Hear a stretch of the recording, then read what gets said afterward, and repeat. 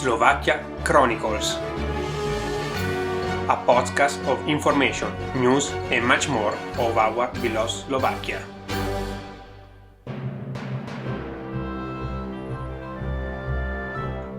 By Andrea Paolo Mazzucchetti. It's me! Let's start.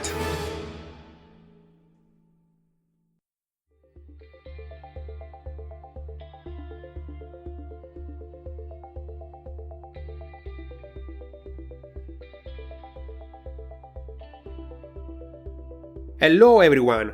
Welcome to the 26th episode of the Slovakia Chronicle podcast. In September, it was organized the volunteer event Naše Mesto, promoted mostly in the largest company for their employees. Even this year, groups of volunteers from more than 80 companies exchanged their work desk for schoolyard, playgrounds, and even castle for one day. More than 3,500 volunteers, divided into smaller teams and with the same t-shirt, set out for various places across Slovakia, under the motto I have my heart in the right place. Due to the coronavirus pandemic, the event was different from the previous years, and the participants had to follow strict hygienic measures. The activities took place across the country, with the volunteers helping the NGOs, free time centers, schools and municipalities. The volunteers painted, cleaned up spaces, planted greenery and helped to preserve monuments. Due to the pandemic, activities in hospital, inside kindergarten and school had been cancelled.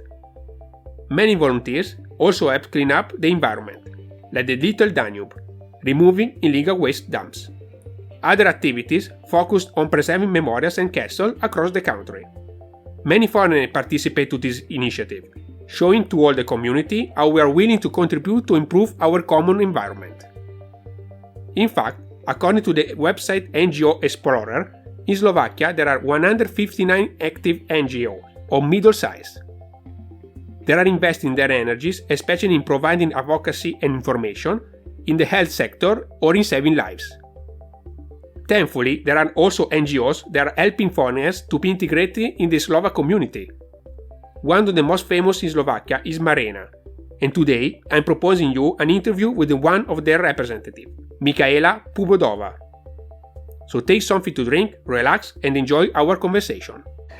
Thank you, Michaela, to be here today. Thank you for inviting me. Yes, it's really a pleasure. And of course, I let you give you space to introduce yourself first, and then we can go through the questions. My name is Michaela Pobudova, and I'm the director of an NGO called Mareena. And Mareena is a civic association that assists foreigners in their integration in Slovakia. Yeah, I really appreciate it because I've been there for a couple of events and I like it very much. So definitely, that's why I decided to call you for this interview, because I would like that to spread your work for all the foreigners that maybe didn't know about this. Thank you, really appreciate that. Welcome. And why did you choose to work for an NGO? I was never really planning to work for an NGO. It was a series of events that led me into working for one. I actually started working for Mareena and established Mareena as well with some friends in 2015 as a reaction to the so-called migration crisis that was happening at the time in Europe. And I'm not sure whether you were in Slovakia at the time, but there was a wave of negativity and negative attitudes towards refugees at large, and I felt that did not reflect my opinion and my attitude. And at the time I got involved with an initiative called Who Will Help If Not Us, support refugees. It was calling for a resettlement of refugees to Slovakia. And basically from then on, I just started to be so engaged in this issue that it slowly led me into co-founding Mareena and then working for it until now, and hopefully for some years to come, but we'll see. Wow, Well, it was very cool, very cool. I also sort of worked in an NGO in Italy when I was there for la donation of blood. It was.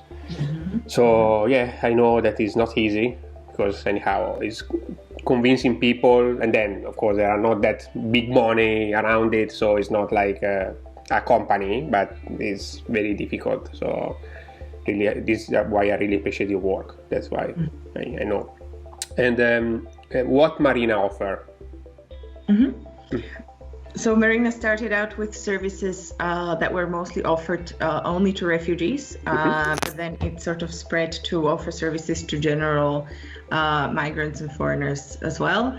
To refugees, there's one type of service that we only offer to refugees, and that's it's an individual tailor-made volunteering service, which means that we recruit, train, and support a large number of volunteers that are engaged on a weekly basis with individual refugees, whether it's kids or adults, who then assist them with learning Slovak language, with school subjects. They sometimes just spend together and help them find their way around a new city that they've come to. And the rest of the services that we have are offered to foreigners in general. So we have Slovak language courses that anyone is invited to participate in, and we run a community program where basically foreigners are invited to also be guests in the program, meaning they can introduce their country or culture in a very interesting format. But the promise of this community program from our side is that you'll be able to meet some Slovaks and ideally make some friends, because that's where we believe integration really happens. It's about creating social bonds with the people who are local at that place. Yeah. And then we also work with the Slovak majority because we understand integration to be a two-way street. So it's also a work that has to be done with us too. Both ways, yes. So what we try to do there is sort of widen the horizons of the Slovak public, or make them understand that diversity is a good thing, and that there are ways to make it work with people who are from other countries, and we try to make them understand and appreciate it. And we do that again through the community events, because general public is invited to attend, but also through educational activities that we do at schools, sometimes at other venues, cultural centers, and so on, where we're mostly sort of Slovak public is invited to attend. And what communication channel you are using to spread your work in a Slovak or foreign community? Well, we've learned that what's most useful for us is social media. So we work quite a lot with Facebook and Instagram. When we talk to the Slovak public, we already know some groups that we sort of share our events to, but we also know, because we're local, we know some media outlets or specific communities where we want our events to go, or people from those communities that we want to reach. So we're heavy on the social media, but whenever we're doing something bigger, we try to also use some more traditional media, or we print out leaflets and then posters and place them in some relevant areas. When it comes to foreigners, I would have to say that we rely almost exclusively on social media, and then on contacts of foreigners that we already have. So there are lots of foreigners that already attended our courses, or have signed up for newsletters or information from us. So there's this contact list that we already use when we want to let foreigners know about something new or something that's happening. Okay, cool. And this is something that is my curiosity, because I don't know how you will handle it. So now, okay, we are going to face maybe most likely the second wave of the COVID. How did you handle the first one? And what is your plan for the second one, apparently, because this is what is going to happen most likely? We actually took the first wave quite seriously, because obviously most of our activities require physical contact with people, or close personal proximity. And we had a strategic meeting with the entire team where we discussed what our options were, and we decided to turn most of the things that we could online. So volunteering started taking place online through Skype or Zoom, or even through telephone. Our Slovak language courses became online as well. And we started organizing community activities online too. So we started having online events. And I think most of the things that were able to be turned online in any shape or form, that's what we did. We also identified a few other needs that we appreciated sort of refugees and other migrants to have at the time. And one was a lack of information about what was happening at the time in English or in any language that is not Slovak. So with cooperation with other organizations as well, we tried to prepare information materials and post them on our Facebook page so that foreigners could learn, you know, what new restriction just came into law, what does it mean for them, what does it mean for their kids if they have kids at schools and kindergartens. And the second thing was, obviously, I mean, we're still sort of loyal to our history, and we still think of refugees as our sort of primary concern. So we have quite a close contact with refugees who are settled in Bratislava, but also with those who are in Nitra and Košice. So we put out these questions to them, asking what they need, what's been happening in their life, whether we can help out in any way. And we found that there was quite a significant number of them who were losing jobs at the time. And we have this one sort of that I consider a sacred small budget that I think of as that's where we will reach to when it's absolutely necessary. And at the time we assessed that some of these refugee families did not have anywhere else to turn to for financial support at the time. So we have created a small COVID-19 crisis fund where we were able to provide up to like 1 month rent for these families. And we also, if someone applied for this support, there were conditions attached to it. And one of them was that we provided them with sort of one more volunteer who helped them out with finding a new job or finding a way to get some money. So yeah, I think luckily, I think we've helped out few families and a few individuals with this. I think there was about two to three families and about three or four individuals that were financially supported in this manner at the time. And with the second wave, after the first wave was over, we did this internal assessment of, you know, what worked and what didn't work during the first wave, and based on that we have created these short strategies for every program of activities. And basically what we're facing right now is very similar to the first wave. So a lot of most of the things are turning online now. But we have the benefit of the learning from the first stage, so we're aware of maybe what not to do because it didn't work or it took us too much time and didn't bring the benefit that we expected. But what we're planning basically is something very similar to the first wave, maybe with the exception of us working as a team in the physical premises of Mareena. So you can now, because it was a bit difficult for some of us, myself included, to just be at home all the time. It was difficult to separate like working and like spending free time here.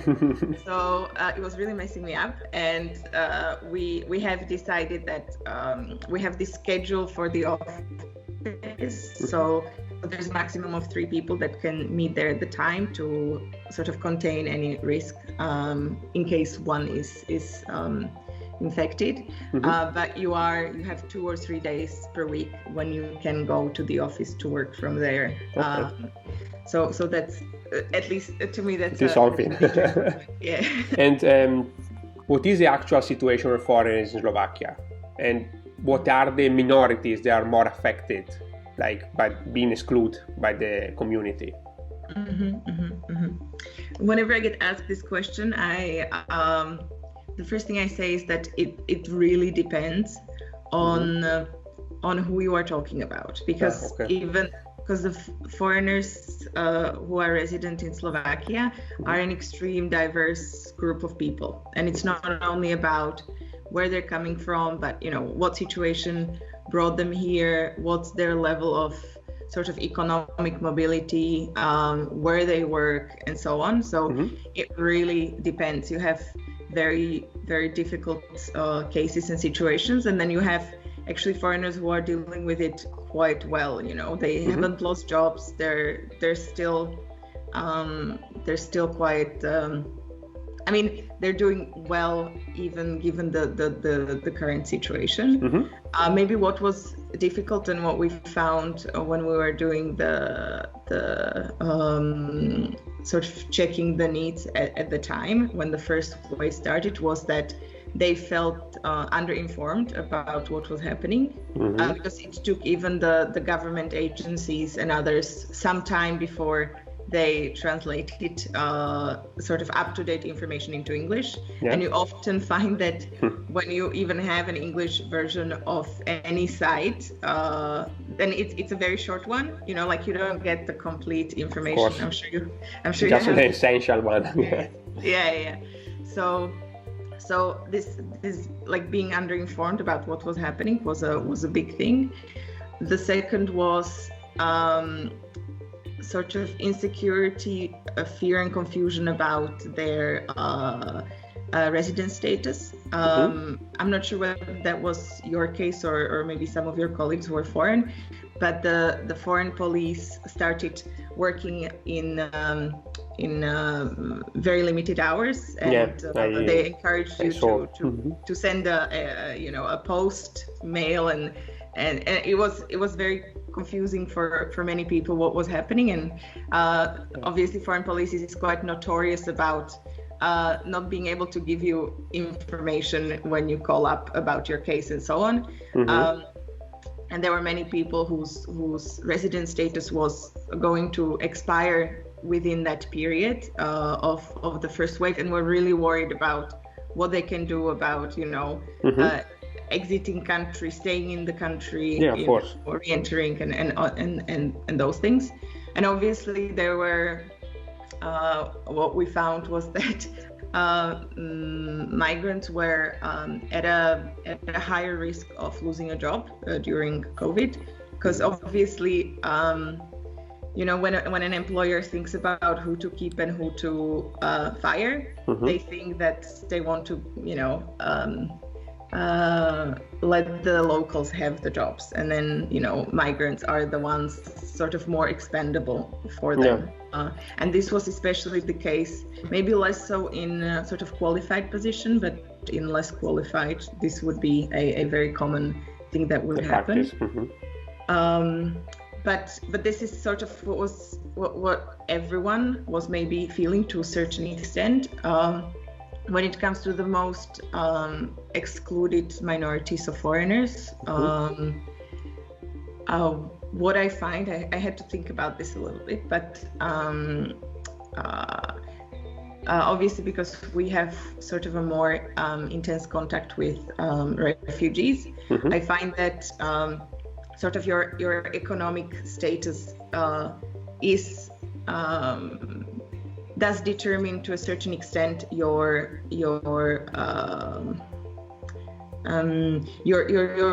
ability or willingness for social inclusion. So obviously, if you don't have the funds, it's difficult to go out and like interact with people and go to events and things like that. Exactly. So what we found is that people who have sort of lower economic status and they tend to be more isolated in general, and we see that with some families, especially of for example of Muslim background or of sort of very visibly ethnically different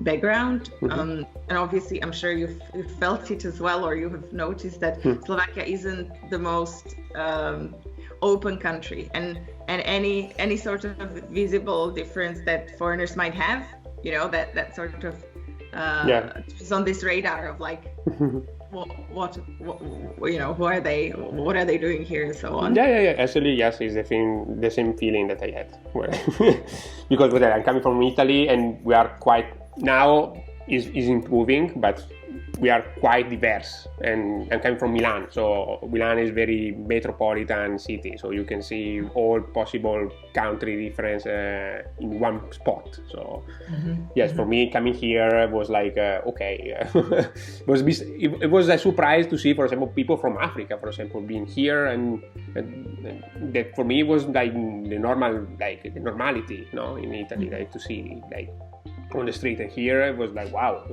Maybe I count like 5 of them, in 4 years. So it's very difficult. I don't know. I think it's a different situation for sure. Yeah. And there's also what we've noticed is there are, for example, sort of working migrants from Ukraine and Serbia who were generally brought in by a company here to work. And they tend to be accommodated like alone without their family at some facility on the outskirts of a town, of a city, and those groups of migrants tend to be quite isolated in terms of like just having maybe that community of other workers that they hang out with, but they don't really interact sort of in a more engaged way with their surroundings or with the local area. And we've also noticed that there's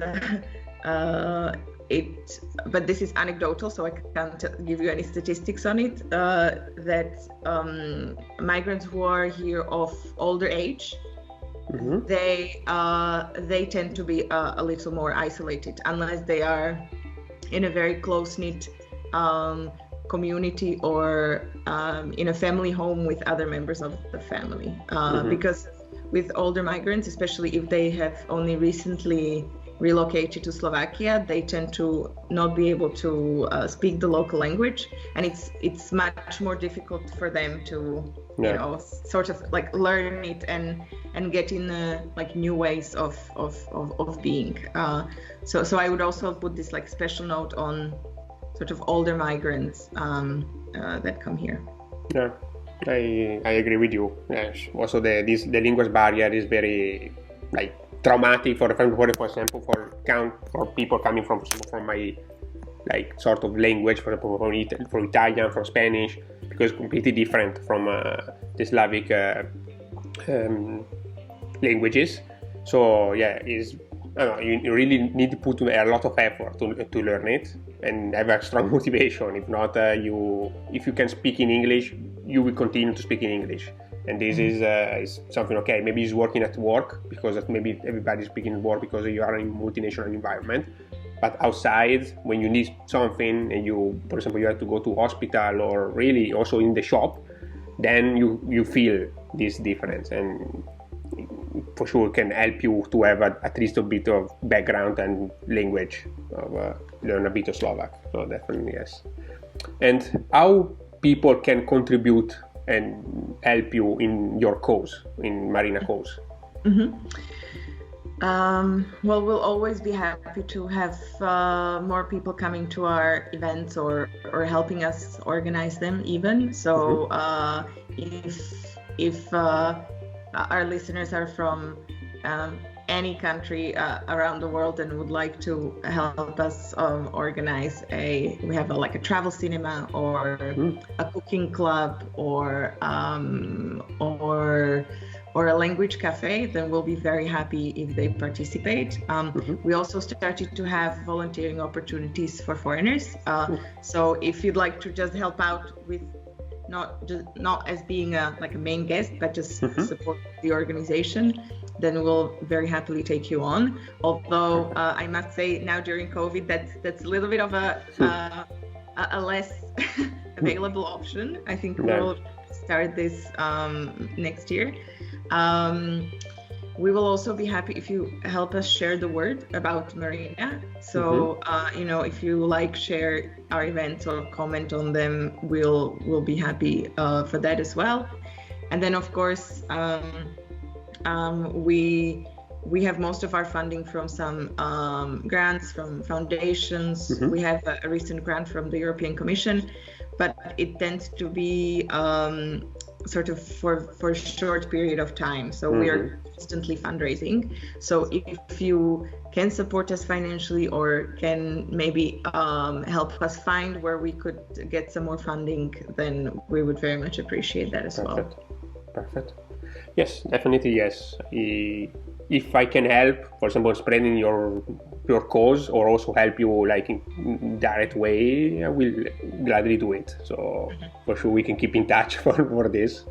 And what about your future plans? You have something already in mind? Yeah, we do. I mean, there's one thing that I'm working on, sort of more. I invest more of my own time into it, and that's related to the issue of fundraising. We as Mareena have learned that it's very unstable to just be dependent on grants or external funding. So we are now working on developing an income generating stream of activities. So we're thinking about offering some services to locals and foreigners that will be that we will charge for. So we're intensely working on that right now, and I hope that we're going to launch a more comprehensive offer in the beginning of next year. So this is actually also one thing that you can help us with. If you like the services that we offer, or please do check them out, and we'll be very happy if you make use of them. And we also hope to offer some services to companies, because obviously we are in touch with foreigners, and we're in this area for several years, and we've learned that we can start teaching Slovak language at companies for foreigners that come in. We can give some workshops about how Slovakia works, and we can do it in a very fun way. We can even organize sort of an intercultural training or event at a company where foreigners work, or where a lot of foreigners work, and we'll be working on that in the months ahead.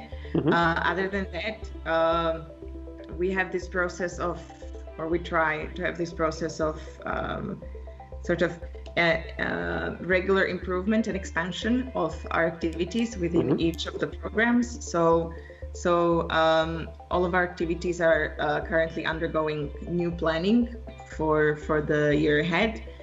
So what we hope to bring you and everyone is also sort of the same pillars of activities, but better, and hopefully with sort of a more reach. And maybe if we're lucky, we would be able to offer some of our services even beyond Bratislava.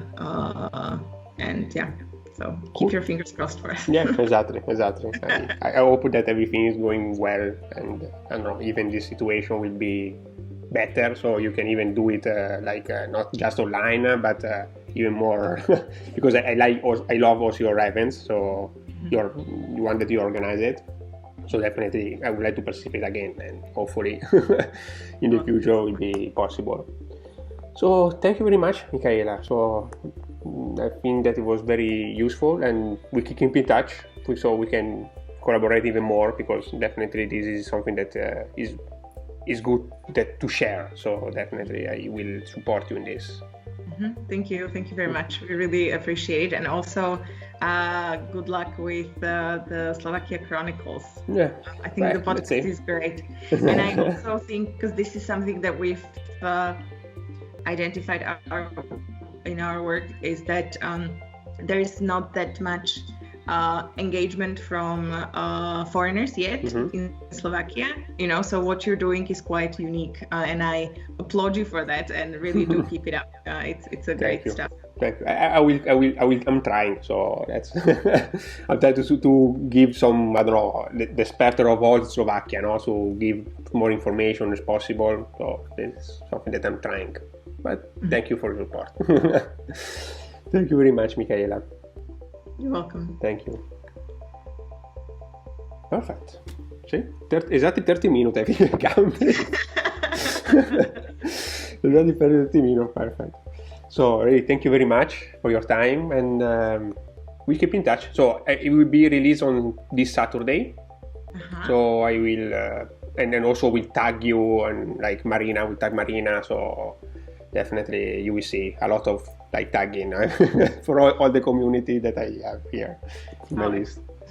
Perfect. Thank you very much. Thank you, and have a good day. Have a good Thank meeting. you. You too. Bye. Bye.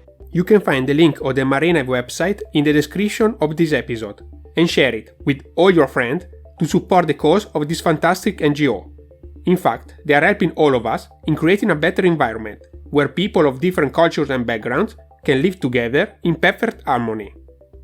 Thank you for being part of the Slovakia Chronicle family, and stay safe.